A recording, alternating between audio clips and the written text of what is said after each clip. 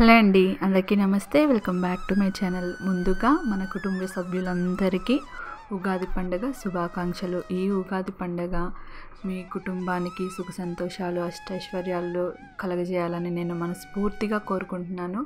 And Ugadi పచ్చడి ఎలా prepare చేయాలో కూడా ఈ వీడియోలో మనం చూసేద్దాం. కొంతమంది ఉగాది పచ్చడి అసలైన తీరును మార్చేస్తున్నారు. సాంప్రదాయబద్ధంగా వెనకటి నుంచి ఎలా ఉగాది పచ్చడి చేసుకోవాలి, ఈ షడ్రుచులు ఏమేంటి అని కూడా ఈ వీడియోలో మనం చూసేద్దాం. అలాగే ఈ ఉగాది పులుసు మనం తినడం ద్వారా రోగనిరోధక శక్తి కూడా పెరుగుతుందని మన పెద్దవాళ్ళు చెప్పుకుంటూ వస్తారు. అండ్ ఈ షడ్రుచుల్లో ఒక రుచి వచ్చేసి పులిపండి, అది చింతపండు. కొత్త చింతపండు తీసుకోండి, దాంట్లోకి వాటర్ పోసేయండి. మీ పులుపు తగ్గట్టు చింతపండుని తీసుకోండి. నెక్స్ట్ తీపి వచ్చేసి బెల్లం. దీంట్లో కూడా వాటర్ పోసేసి మనం ఈ బెల్లాన్ని ఒకసారి బాగా మిక్స్ చేస్తే బెల్లం అనేది కరిగిపోతుంది.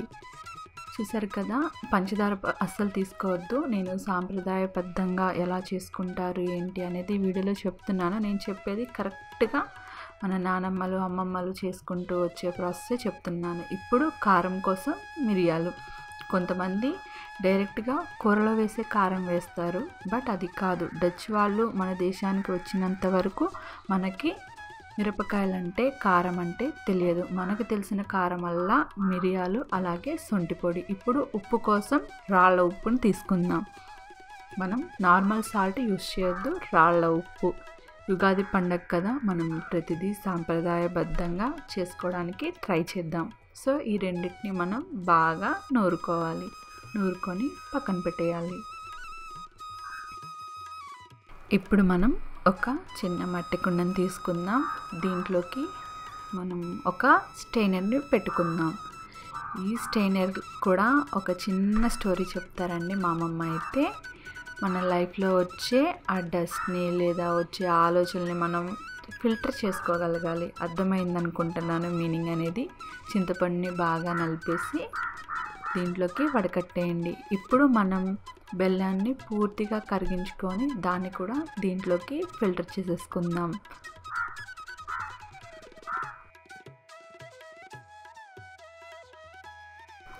ఇప్పుడు నూరు పెట్టుకున్న మిరియాలు, ఉప్పును వేసి అలాగే వేప పువ్వును కూడా వేసేద్దాం.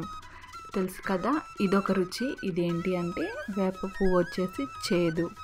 అర్థమవుతుంది కదా, లైఫ్లో చేదు, పులుపు, తీపి, వగరు అన్నీ కలగలుపుకొని ఉంటాయి. అలాగే వగరు కోసం మనం మామిడి పిందెలు మాత్రమే ముక్కలుగా కోసుకొని వేసుకోవాలి. మామిడి పిందెలు అయితేనే వగరు, మామిడికాయ అయితే ఖచ్చితంగా అది పులుపు రుచికి వచ్చేస్తుంది.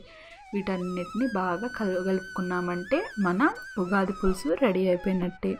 చూసారు కదా, ఇది వీడియో మీ అందరికీ నచ్చిందని అనుకుంటున్నారు. మరొకసారి మన కుటుంబ సభ్యులందరికీ ఉగాది పండుగ శుభాకాంక్షలు.